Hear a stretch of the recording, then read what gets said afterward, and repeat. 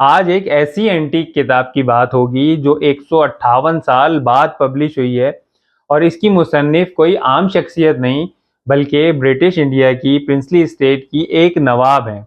یہ ان کے سفر حج کی داستان ہے، اور اس داستان نے 158 برس تک اپنے قارئین کا انتظار کیا ہے، اور اب جولائی 2025 میں یہ کتاب نواب سکندر بیگم آف بھوپال کے سفر نامہ حج کے نام سے بک کارنر جہلم نے شائع کی ہے۔ اس کتاب کی تحقیق، مقدمہ اور حواشی کا کریڈٹ زیب سید صاحب کو جاتا ہے، اور یہ انہی کی محنت ہے کہ اتنی نادر و نایاب کتاب ہمیں پڑھنے کو ملی۔ ایک خیال یہ بھی ہے کہ اردو میں غالباً پہلا سفر نامہ حج یا حج نامہ نواب سکندر بیگم ہی کا ہے۔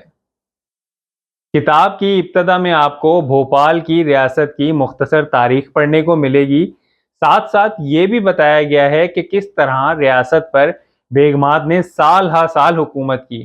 بھوپال کے حکمران خاندان کی خوبصورت تصاویر بھی اس کتاب کا حصہ ہیں۔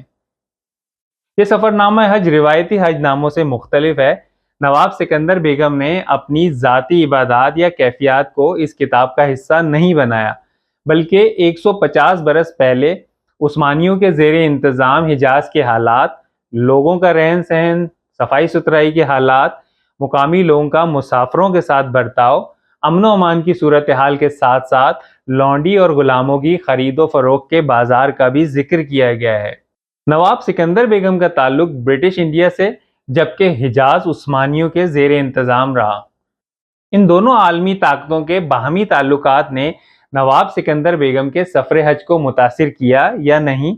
شریف مکہ کی طرف سے نواب سکندر بیگم کو دی گئی دعوت کا احوال اور دیگر اہم واقعات بھی اس کتاب کا حصہ ہیں۔ اس کتاب میں آپ کو نواب سکندر بیگم کی اصل کتاب کے مخطوطے بھی پڑھنے کو ملیں گے، جنہیں جدید املا پر منتقل کرنا ایک مشکل کام تھا، مگر اب یہ ہو چکا ہے۔ 158 برس پرانی اس کتاب کو تحقیق اور محنت کے بعد مرتب کیا گیا ہے۔ کوشش کریں کہ اس تاریخی کتاب کو ضرور پڑھیں، اور آخر میں ایک میسج کہ کوشش کریں کہ کتابیں پڑھیں، چاہے پیپر فارم میں ہوں یا ڈیجیٹل فارم میں، مگر پڑھیں ضرور۔ اگر آپ کو ویڈیو پسند آئی ہو تو لائک شیئر کریں، چینل کو سبسکرائب کریں۔ شکریہ۔